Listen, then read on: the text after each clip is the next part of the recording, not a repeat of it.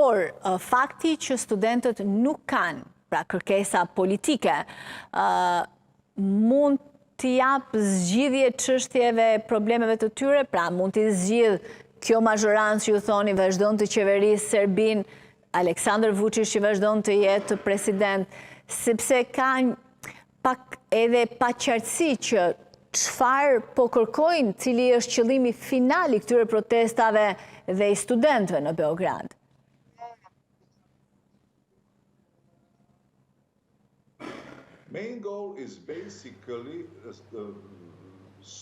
Ajo çfarë ata duan është rreshtja e korrupsionit, nepotizmit dhe abuzimit të pushtetit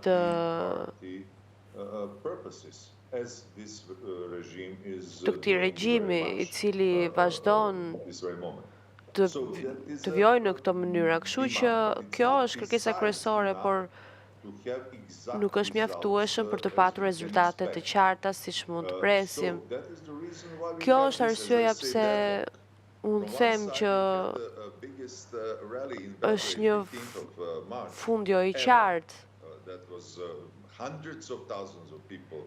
Ka pasur mijëra qindra njerëz në rrugë pa asnjë incident, pa çka faktin që regjimi ka dashur që të stimuloj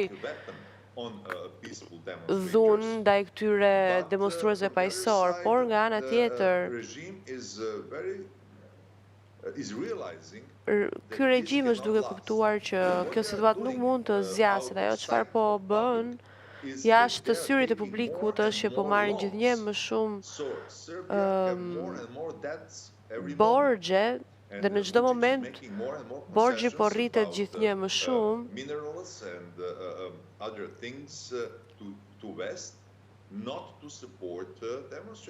Dhe ndërkohë që duhet të suportoj kërkesat e këtyre demonstruesve, kjo është një situatë shumë problematike.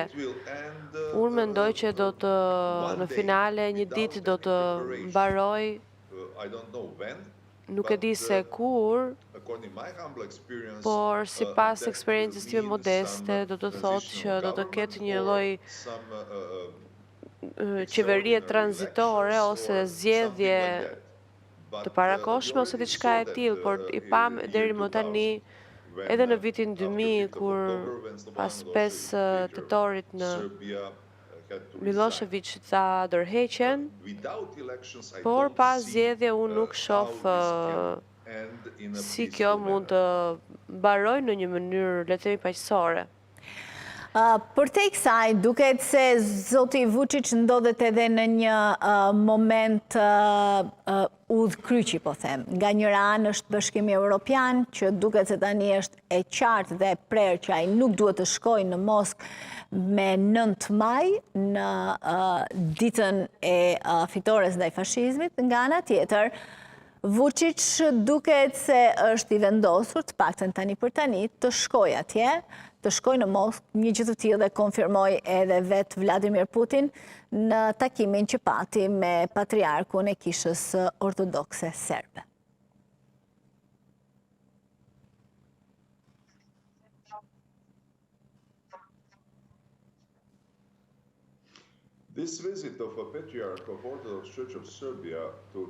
Kjo vizitë në Moskë është thjesht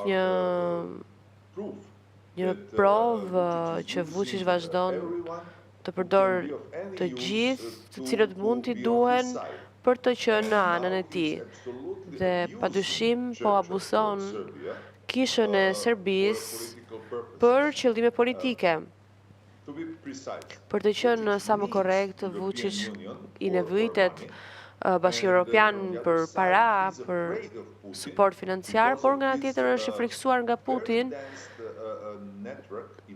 për shkak të rrjetës inteligjencës prezente në Serbi. Pra Vučić është i friksuar nga Putin dhe po shkon atje për shkak të frikës dhe do të ketë sa më shumë marrëdhënie të mira me Bashkimin Evropian sa më shumë, por pa cënuar raportin me Putinin, sepse ai ka nevojë për mbështetjen e Bashkimit Evropian për ekonominë e Serbisë. Pra ai po bën gjithçka për të ulur në dy karrige dhe e treta është që shteti arabik i cili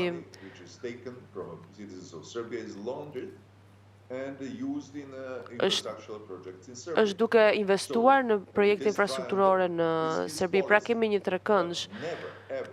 Edhe sipas atij ne kur nuk kemi pasur në Serbi një divizion kaq të thellë midis regjimit dhe qytetarëve dhe fatkeqësisht regjimi është shumë më i aftë të cënojë këto zgjedhje dhe nuk jam i bindur që do të kemi zgjedhje në këto momente pa ndryshuar ligjin elektoral. Dhe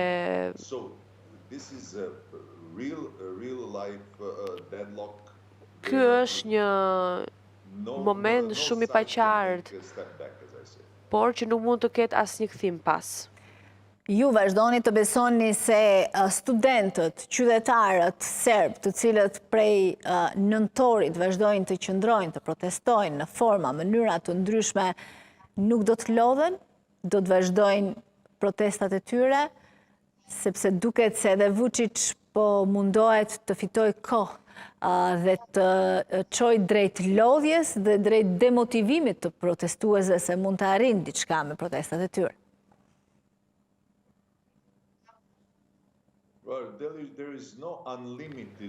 Nuk ka para të palimituar në botë, kështu që nuk mund të paguash çdo ditë gjithçka çfarë ty të duhet për të krijuar një vizion, një iluzion, ndërkohë që mban dy anë. Nga një anë studentët, kishën, ekonomia, e kështu në vazhdim. Por energjia e këtyre njerëzve është padyshim mund të them pa limit, pra nuk do ketë një kthim pas. Ky është problemi i madh që regjimi ka bërë, që ata nuk mund të kthehen pas. Studentët do humbasin një vit nga studimet e tyre. Do të humbasin gjithë këtë kohë, por ata janë të përgatitur për këtë gjë dhe ata e përdorin energjinë e tyre që ta përdorin për jetën e tyre akademike, por e përdorin për të kërkuar një ndryshim struktural në këtë shtet. Pra, unë nuk shoh një shans që ata të tërhiqen dhe këto protesta të ndalojnë, edhe nëse këto kërkesa formale zgjidhen.